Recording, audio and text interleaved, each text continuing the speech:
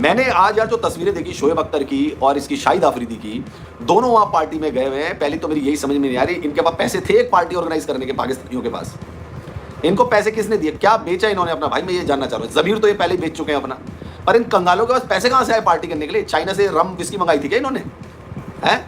तो जितना मर्जी सेलिब्रेट कर ले, 100 से ज्यादा उनके बंदे मर गए, terrorist and armed forces including squadron leader मर गया, पता नहीं कितने लोगों को, कितना हमने वो हैंगर पे मारा, मतलब एयरफील्ड के अंदर होता है वो, एयर बेसिस तबाह कर दिए, उसके साथ प्लेन्स ले गए, इतना उनको मारा, उसके बावजूद वो सेलिब्रेट कर रहे बेशर्मी की तरह। लेकिन उनको अंदर से पता चल गया कि भैया हम हमारी क्या हालत हुई है। ठीक है, अजीब बात है, पैसा हिंदुस्तान से कमाना है, पैसा हिंदुस्तान से लेना है, लेकिन भोंकना भी हिंदुस्तान के ऊपर ही है। नहीं तो जाकर देखो शोएब अख्तर की हालत, जाकर देखो शाहिद आफरीदी के चैनल को, कोई थूकता भी नहीं अब इनके चैनल पे। 10-10 हजार 12-12 हजार उनके व्यू आ रहे हैं। क्या, कहां, कौन, और पार्टी किस चीज की कर रही है? विक्ट्री हो रही है भैया, पता नहीं क्या जुलूस चल रहा है। अबे तुम्हारे एयर बेसिस तबाह हो गए, तुम्हारे 40 आर्मी के जवान निपट लिए, तुम्हारे 100 आतंकवादी निपट लिए, तुम्हारे पता नहीं कितने टेररिस्ट कैंप्स जो थे उनके ऊपर मिसाइल अटैक हो गया, वो टूटता के खंडर बन गए। तुम जश्न मना रहे हो यार? तुम कैसे लोग हो यार? हैं? आवाम को बेवकूफ़ बना रहे हो तुम अपनी।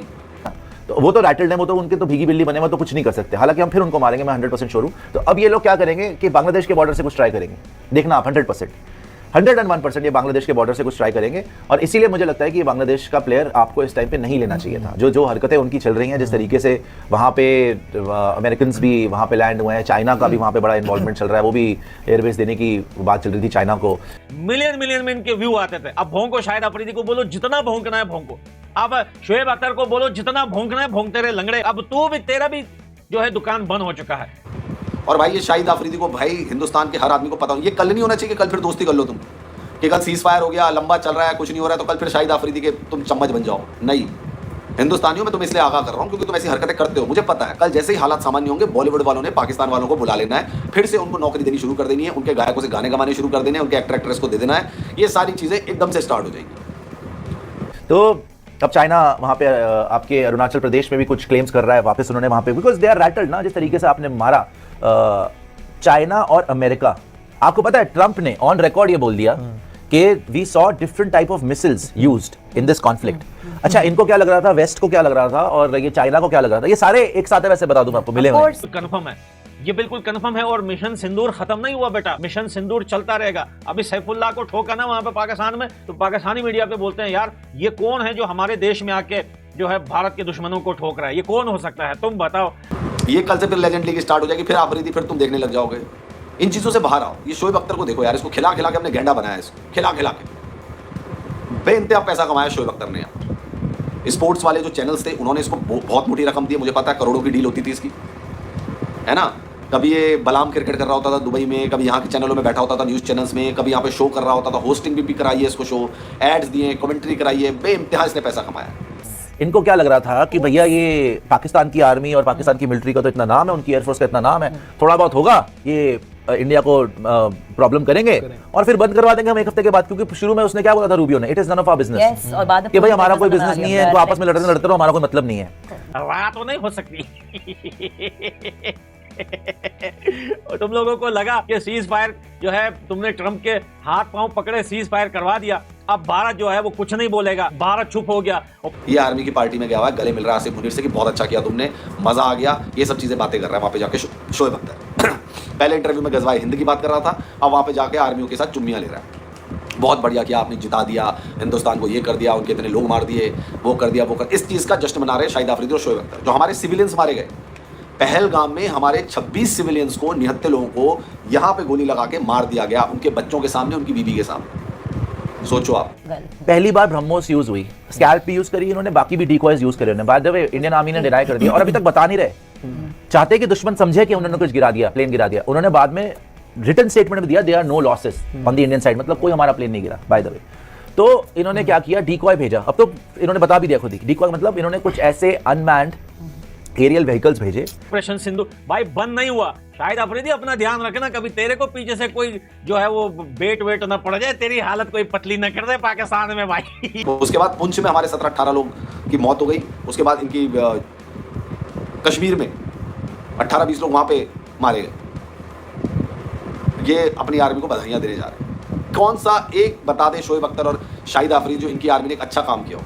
ये तेल साबुन बेचने वाली पाकिस्तान की आर्मी, ये किसी लड़ने लायक है? ये हिजड़ों की फौज है, ये हिजड़ों की भी बेइज्जती कर रहा हूं वैसे मैं। जिनमें जेट पेंट करा हुआ था और बाकी उनका जो फ्रीक्वेंसी थी रेडार वाली, वो ऐसा लग रहा था कि वो अपना रफाल है या सुखोई है, तो वो अंदर गए, पाकिस्तानी उसमें बिजी थे। इन्होंने वहां मार मूर के रेडार तोड़ दे तो एयरफील्ड फाड़ दे तो कोई तुम्हारा यहाँ पे मारी मिसल, वहां मारी, 11 बेसिस पे मिसल्स मार दी। जब इन्होंने इतनी प्रिसीजन के साथ, दुनिया में रशियंस भी हिल गए बाय द वे, रशियंस को भी लग रहा होगा कि हमने यूक्रेन में सुखोई के साथ में ब्रह्मोस यूज क्यों नहीं करी। कि अब तो पाकिस्तानियों को पाकिस्तान में बैठ के डर लगता है, यार ये क्या हो गया, ये तो हमारे घर तक पहुंच रहे हैं। अननाउन गनमैन, भाई ये अननाउन गनमैन तुम लोग बड़ा करते थे ना, अपने लोगों को मरवा के अननाउन गनमैन का नाम दे देते थे। अब ये कंगी तेल बेचने वाली आर्मी है पाकिस्तान की, जिसमें शोएब अख्तर और ये शाहिद आफरीदी गए हुए थे। ये जीतेगी वॉर है, ये मेडल लगा दिया आसिफ मुनीर ने एक और, ये जीतेगी वॉर। 2 मिसाइल पड़ी नहीं, बैकफुट पर आ गई, अमेरिका के पैरों में गिर गए, भैया बंद कराओ बंद कराओ बंद कराओ। क्योंकि देखो गाजा में इजराइल पूरी एयर सुपीरियरिटी है, उधर गाजा के पास एयर सुपीरियरिटी नहीं है, वो पूरा घुस सकते हैं। अभी तक जंग चल रही है, नहीं जीते। यूक्रेन में रशिया कब से घुसा हुआ है, अभी तक जंग चल रही है, नहीं जीत पाए ना। चल ही रहा है। पूरी दुनिया ने पहली बार देखा इस मॉडर्न एरा के अंदर how to win in under 90 minutes. Yes sir. इन्होंने सारे के सारे एयरफील्ड इतनी प्रिसीजन के साथ हटाए, रेडार्स तोड़े, दे वर क्लूलेस। और अब ध्यान रखो, ये अननाउन गनमैन जो है ये कहीं से भी, तुम्हें भी पता है, हमें दुनिया को पता है कि ये कौन है, लेकिन तुम फिर भी जो है वो मुंह छुप करके धड़ के मारे बैठे हो कि बोल नहीं सकते हो कि ये है कौन।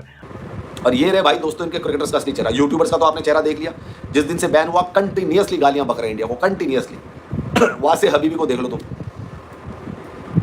वासे हबीबी को देख लो, निकलो यहां से, तुम्हारी ऐसी की तैसी बोल रहे हैं तुम हिंदुस्तानियों को, जो तुम उनको व्यूज सुपर चैट देते थे, अब देख लो उनके पास कोई। और and the biggest point you should realise, America कहां लड़ा है, अमेरिका घुसता कहां है, अफगानिस्तान सबसे पहले, जहां कोई ऐसी आर्मी नहीं है जो मार सके, इराक कोई ऑपोजिशन ही नहीं है, सीरिया, ये सारी चीजें हैं जहां पे कोई इतनी बड़ी ऑपोजिशन नहीं है, वो बनते हैं सुपर पावर और घुस जाते हैं ऐसी कंट्रीज में, ठीक है।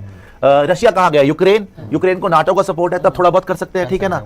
अब तो पता चल गया ना कि इंडिया के हाथ कितने लंबे हैं, वहां पे आके ना वहीं पे घुसा देंगे तुम।